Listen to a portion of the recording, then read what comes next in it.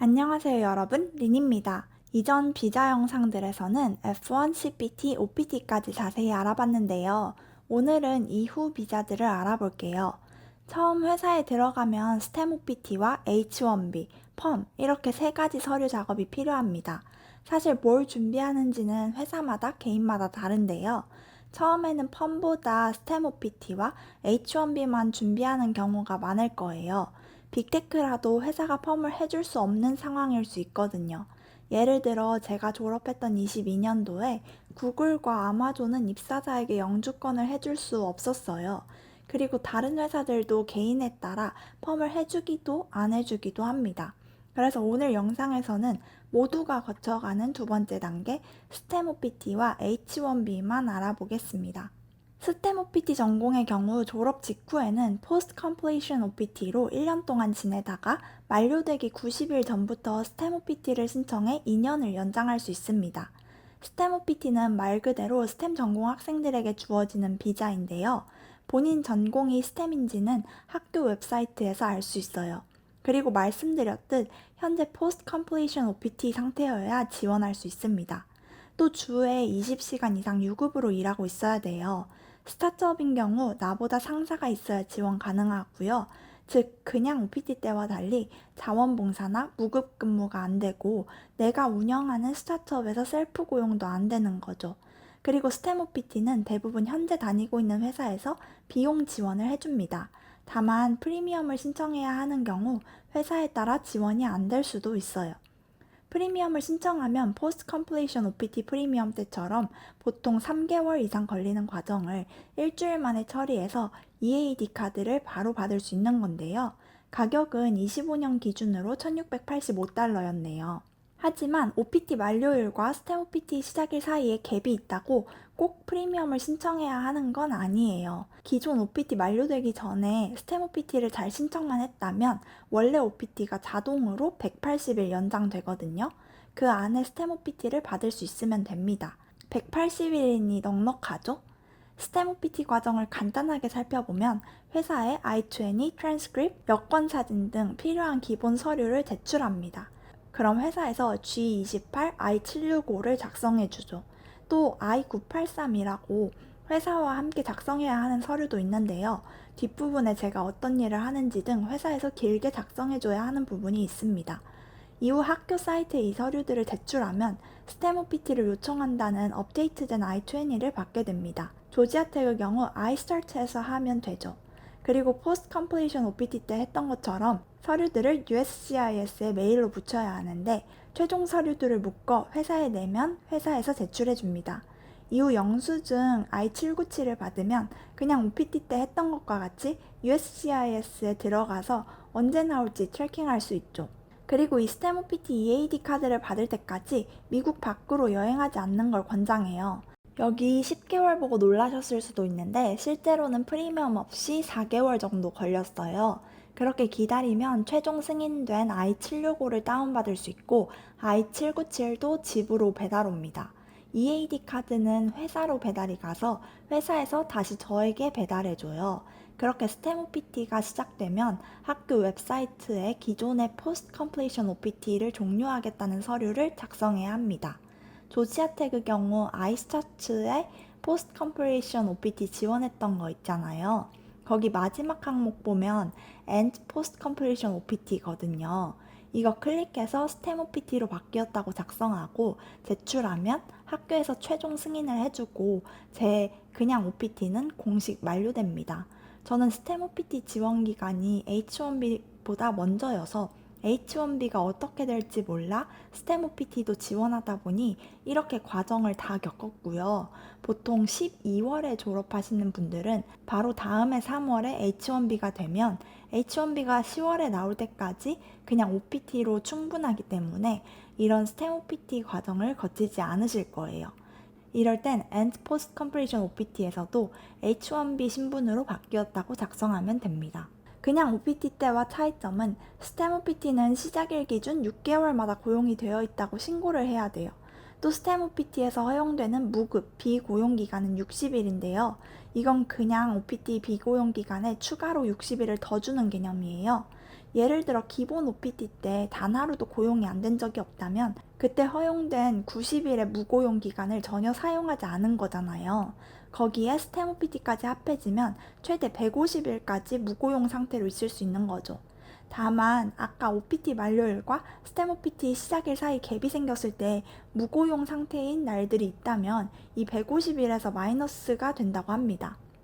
그리고 이렇게 OPT로 시간을 버는 동안 매년 H1B에 지원하게 됩니다. H1B는 미국 회사가 외국인을 고용하고 싶을 때 그 사람이 특정 전문 지식을 가진 경우 지원할 수 있는 취업 비자예요. 정의가 어렵게 느껴질 수 있는데 대부분 OPT로 취업을 했다면 H1B 지원도 무난하게 할 수 있습니다. 다만 매년 딱 한 번 3월에만 지원이 가능해요. 그러니 보통 기본 OPT와 스템 OPT 합해서 3년 동안 총 3번 지원할 수 있겠죠. 그런데 경우에 따라 4번까지도 지원 가능합니다.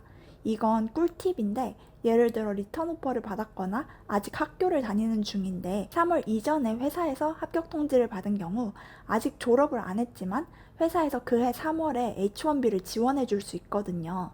실제로 대기업에서는 이렇게 잘 해주는 것 같더라고요. 다만 특정 날짜 이전에 졸업할 수 있는 경우에만 지원이 가능한데 25년 기준으로 6월 14일 이전에 졸업해야 됐어요. 봄학기 이후 졸업은 5월에 많이 하니까 대부분은 가능하겠죠. 기준 날짜는 해마다 달라요. 다만 H1B도 회사에서 비용 부담을 하기 때문에 H1B를 지원해야 하는 직원에 비해 회사 예산이 부족한 경우 직원별로 우선순위를 정하거나 못해주기도 합니다. 그러면 그해 H1B는 놓치게 되겠죠. H1B에 대해 사람들이 긴장하는 이유는 이건 정말 순수 추첨제로 진행되는 로또 비자이기 때문이에요. OPT와 스템 OPT 상태인 사람이라면 누구나 지원할 수 있고 추첨이 되는 데는 어느 학교를 나왔는지 어떤 회사를 다니는지 등등의 요소들이 영향을 줄 수 없죠. 다만 예외적으로 대학교나 그 산하기관 소속이거나 비영리 연구기관, 정부 연구기관 소속 사람들만 연중 언제든지 H1B를 신청해 바로 받을 수 있습니다. 이분들은 추첨 H1B가 아니에요. 또 이 추첨 제도는 H1B를 처음 신청하는 사람들에게만 적용되는 거고요. H1B 연장이나 이직할 때 이미 가지고 있는 H1B를 트랜스퍼하는 것은 해당하지 않습니다. 일반적인 H1B로 다시 돌아와 보면 매 회계년도마다 1차로 학사학위 이상 받은 사람들을 모두 넣고 6만 5천 명을 선정한 후 1차에서 떨어진 사람들 중 2차로 석사학위 이상 받은 사람들만 모아 넣고 2만 명을 추가 선정합니다. 즉 총 8만 5천 명이 매년 뽑히는 거죠. 그러다 보니 당연히 석사 이상 받은 사람들이 뽑힐 확률이 더 높아요. 이건 학사와 석사 이상 분들의 H1B 당첨률을 보여주는 그래프인데요. 실제로 학사학위 분들은 10%대, 석사 이상학위 분들은 20%대죠. 그리고 뽑는 값은 8만 5천으로 고정되어 있으니 그 해에 얼마나 많은 사람들이 지원했는지에 따라 또 확률이 달라집니다. 좋은 소식은 24년부터 USCIS에서 지원 방식을 바꿨어요. 원래는 한 사람이 여러 회사에 고용되어 있다면 각 회사 이름으로 여러 개를 지원해서 추첨 확률을 높일 수 있었거든요. 그런데 USCIS에서 24년부터는 개인 중심 기준으로 시스템을 바꿨어요. 여전히 여러 회사를 통해 지원할 수 있지만 반드시 여권 번호 등 개인정보 같은 거를 써야 한다. 같은 사람이면 다 통합해서 한 사람당 무조건 한 개 지원으로 간주하겠다고 했거든요. 만약 이걸 위반한 경우 지원이 거부될 수 있고 설령 안 걸려서 운 좋게 뽑혔더라도 나중에 발각되면 즉각 취소 처리하겠다고 발표했습니다. 더 공정한 기회를 주기 위해 이렇게 바꿨다고 하는데 저도 이게 더 좋은 것 같아요. 이거 말고도 USCIS에서 H1B에 지원할 수 있는 여러 기준을 제시하는데요. 만약 이 기준에 부합하지 않으면 지원하고도 추첨이 진행되기 전에 거절당할 수 있습니다. USCIS 웹사이트에서 공식 자료를 보면 회계연도 기준으로 나와 있는데요. 회계연도 2026이라고 써 있는 건 25년에 지원한 겁니다. 미국에서 회계연도는 정확하게는 10월 1일부터 다음해 9월 30일까지를 의미하는데요. 보통 미국 회사들은 예산 편성, 인사평가, 보너스, 승진 등이 회계연도 기준으로 많이 운영되거든요. 미국 학교들도 9월쯤 신학기가 시작되니 비슷한 것 같죠? 이게 한국과 큰 차이점이에요. 한국은 보통 1월 1일부터 같은 해 12월 31일까지가 회계연도잖아요. 아무튼 그래서 보통 미국 회사들이 10월이나 11월에 우리가 이번 해에는 신규 인력을 많이 채용할 예산이 없다고 했으면 보통 내년 중순까지는 기다려야 하는 거죠. 그리고 9월에 새로 예산이 나오니 6월에서 8월에 채용 공고도 많이 내고 실제 채용도 많이 하고요. 그래서 봄학기 끝나고 졸업하면 여름방학 기간에 상대적으로 지원할 수 있는 기회가 더 많은 경향이 있다고 합니다. 아무튼 USCIS에 공식 발표된 H1B 표를 같이 자세히 살펴볼까요?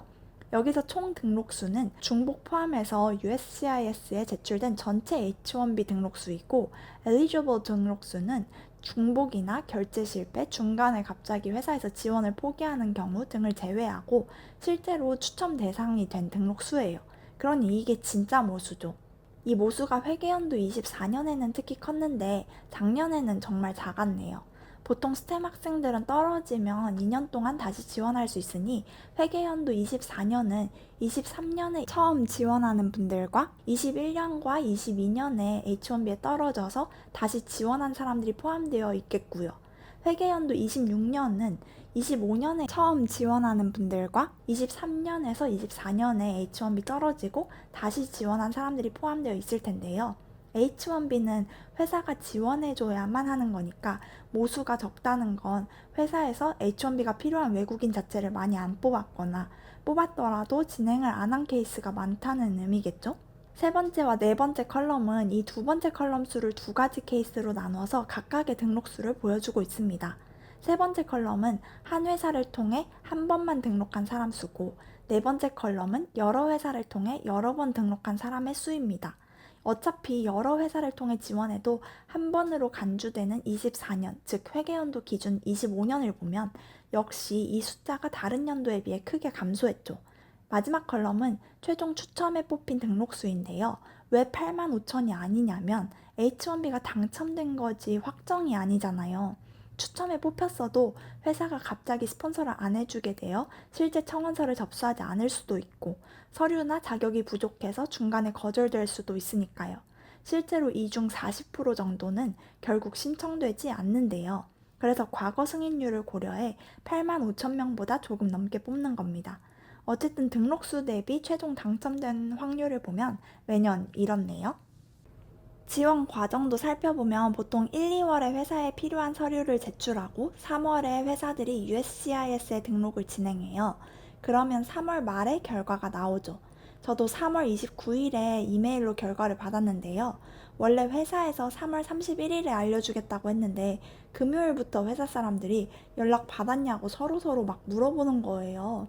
그래서 아니 월요일에 전체 메일 보내주겠다고 했잖아 했더니 이미 연락 받고 있는 사람들이 있다고 해서 괜히 마음이 불안해지면서도 월요일에 알려주겠지 했어요. 그런데 어쨌든 뭔가 신경 쓰이니까 토요일 저녁에 회사 메일을 확인해 봤거든요. 그런데 제목이 H1B로 시작하는 메일이 새벽에 새로 왔었더라고요. 엄청 두근두근 하면서 클릭했더니 Congratulations 라고 되어 있는 거예요. 정말 또 한시름 놓았죠. 당첨이 되면 H1B에 필요한 서류들을 회사에 제출하고 회사가 USCIS에 최종 제출합니다. 보통 4월 1일부터 90일까지, 그러니까 6월 정도까지가 이 제출 기간이에요. 그럼 영업일 기준 3일에서 5일 정도 내에 USCIS에서 영수증을 받게 돼요. 그럼 이제 OPT 때처럼 USCIS에서 H1B가 언제 나오는지 트래킹할 수 있죠. 다만 H1B도 프리미엄을 신청할 수 있는데요. 25년에는 2,805달러였어요. 그럼 15일 내에 결과를 받게 됩니다. 좋은 건 영업일이 아니라 캘린더 데이스 기준이에요. 혹시라도 15일 안에 결과를 주지 못하면 수수료를 전액 환불해 줍니다. 저는 사실 급하지는 않았는데 회사에서 자동으로 프리미엄 처리됐더라고요. 이 경우 회사에서 금액 부담을 합니다. 아무튼 결과를 빨리 받을 수 있으니 좋죠. 저도 6월 중순에 최종 우편물을 받았어요. 그리고 H1B 시작일은 미국 회계연도 기준이니 무조건 그 해 10월 1일이거든요. 이때 캡갭이라는 개념이 나오는데요. OPT나 스템 OPT가 만료된 이후부터 H1B가 시작되는 때 사이의 공백 기간을 의미해요.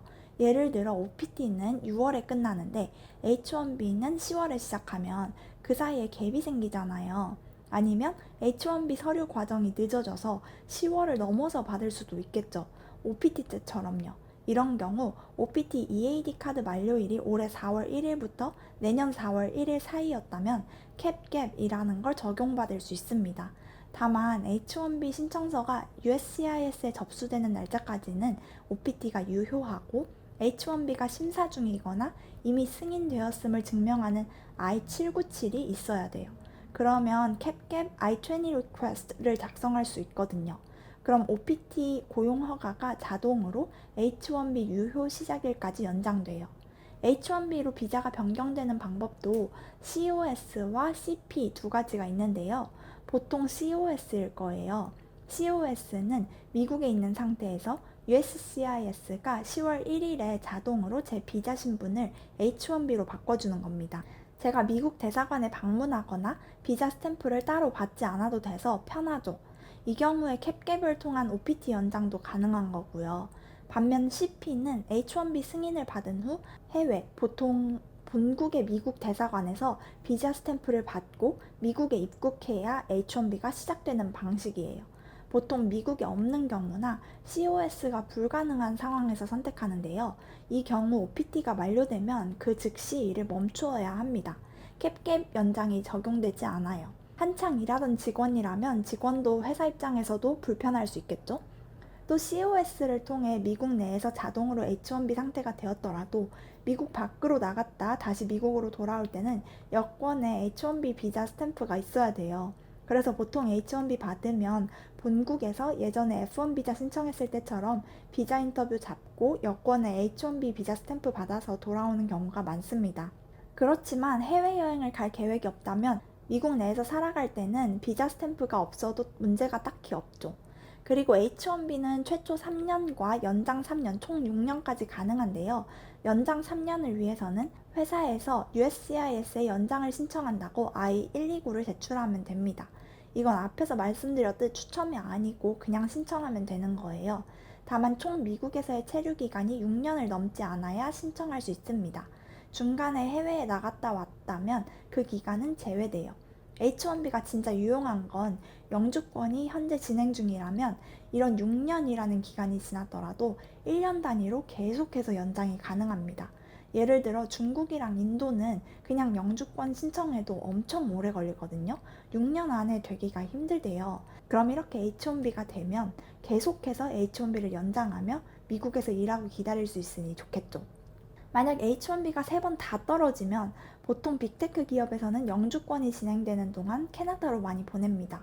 이때 캐나다 자사에서 약 1년간 근무한 뒤 다시 L1 비자를 통해 미국에 재입국하기도 하죠. L1 비자는 주재원 비자로도 유명한데요. H1B와 마찬가지로 미국에서 일할 수 있는 취업 비자예요. 그런데 왜 사람들이 H1B를 더 선호하냐면 H1B 조건이 더 유연해서 자유롭거든요. 예를 들어 L1 비자는 미국 입국 전 최근 3년 내에 미국에서 일할 회사와 같은 회사의 해외 본사나 지사에서 1년 이상 연속 근무를 했어야 합니다. 그래서 미국과 해외 모두에 자사가 있는 다국적 기업만 가능하고요. 또 미국에 와서도 L1 비자를 지원해주고 있는 현재 회사에서만 근무할 수 있기 때문에 다른 회사로 이직이 불가능합니다. 아무튼 L1은 영상 범위가 아니기 때문에 자세히 들어가지 않을게요. 그나저나 26년 지원부터는 H1B가 순수 로또가 아닌 사는 지역과 연봉 수준에 따라 우선순위를 받는 방향으로 바뀔 거라는 얘기가 많은데요. 미국은 주별로 물가 차이가 많이 나서 같은 회사, 같은 직군이라도 어느 주에 사는지에 따라 연봉을 다르게 주기 때문에 단순 연봉이 아니라 지역도 고려하는 것 같아요. OFLC라는 웹사이트에서 본인 수준을 확인할 수 있는데요. 지원 기간 선택하고 All Industries 선택하고 본인 직군을 선택합니다. 저는 데이터 사이언티스트로 할게요. 그리고 주는 여러분이 실리콘밸리 제일 궁금해 하실 것 같아서 일단 캘리포니아 선택하고 카운티는 실리콘밸리에 해당하는 산호세, 써니빌, 산타클라라가 있는 지역으로 선택해 보겠습니다. 서밋 버튼을 누르면 이렇게 4단계의 레벨이 나와요. 보너스, 주식 등을 다 합한 TC가 아니라 순수 베이스 샐러리 기준이고요. 처음에는 레벨 3, 4단계에 해당하는 사람들은 추첨 없이 H1B를 바로 주고 그래도 자리가 남으면 레벨 2에 해당하는 사람들에게 추첨을 통해 줄 거라는 얘기가 많았는데요. 그러면 레벨 1은 아예 기회조차 없는 거죠. 그런데 새로 나온 얘기에서는 모든 레벨에게 기회는 주어지는데 레벨이 높을수록 더 많은 기회를 받을 거라고 합니다. 원래 H1B 지원할 때 인당 1개만 지원할 수 있다고 했잖아요. 그게 아니라 레벨 4는 4개, 레벨 3은 3개, 레벨 2는 2개, 레벨 1은 1개 이름을 넣는 걸로 바뀐다는 거죠. 그럼 당연히 레벨 3, 4에 해당하는 사람들이 당첨될 확률이 훨씬 올라갈 겁니다. 보시다시피 실리콘밸리 데이터 사이언티스트 베이스 기준으로 225K 이상 받아야 합니다. 저희 회사 본사가 있는 시애틀 벨뷰 지역을 보면 이것보단 조금 낮은데요. 163K 이상이 되면 레벨 3, 4단계에 속하고 129K 미만이면 레벨 1입니다. 저는 지금 애틀랜타 미드타운에 살고 있잖아요. 그래서 그 기준으로 보면 더 낮아요. 여기 물가가 저렴하거든요. 덕분에 114K 이상만 받아도 레벨 3, 4단계에 속합니다. 혹시 궁금하고 걱정되실까봐 덧붙이면 저는 입사했을 때 첫 베이스 샐러리 기준으로 여기에 해당됩니다. 그러니 불가능한 숫자가 아니고 제가 생각하기에 빅테크나 대기업 데이터 사이언티스트로 들어가서 협상을 잘했다면 베이스가 레벨 3, 4에 해당하지 않을까 하는 생각은 듭니다. 다만 어려운 숫자이긴 한 것 같아요. 보통 작은 기업이나 스타트업은 베이스 자체가 높기보단 스톡을 많이 주기 때문에 그렇게 됐을 때 H1B 당첨이 불리해질 수 있는 거죠. 아무튼 애틀랜타 기준으로 93K 미만으로 받으면 레벨 1입니다. 여러분도 궁금하면 이 사이트에 들어가서 본인이 사는 지역과 원하는 직군 선택해서 확인하실 수 있어요. 어쨌든 H1B 상태로 바뀌었으면 기존 OPT가 끝났고 미국을 떠나는지 다른 비자로 남게 되었는지 서류와 함께 학교에 제출하면 됩니다. 스템 OPT 지원할 때 사용했던 I-983 서류 최종 버전을 회사에서 다시 보내줘요. 거기 마지막 부분에 Final Evaluation이라고 있거든요. 스템 OPT 지원할 때 여기 I-983에 회사가 써줬던 내용대로 실제로 그 기술 등을 사용해 어떤 성과를 냈다라는 걸 한 달락 정도 써서 다시 회사에 제출합니다. 그럼 회사가 최종 사인을 해서 또 저에게 보내주는데 그걸 학교에 제출하면 됩니다. 그럼 공식적으로 제 F1 비자는 종료되죠. 오늘은 스템 OPT와 H1B를 꽤 자세히 알아봤는데요. 여러분도 잘 이해가 가셨나요? 그럼 끝! 지금까지 시청해주셔서 감사합니다.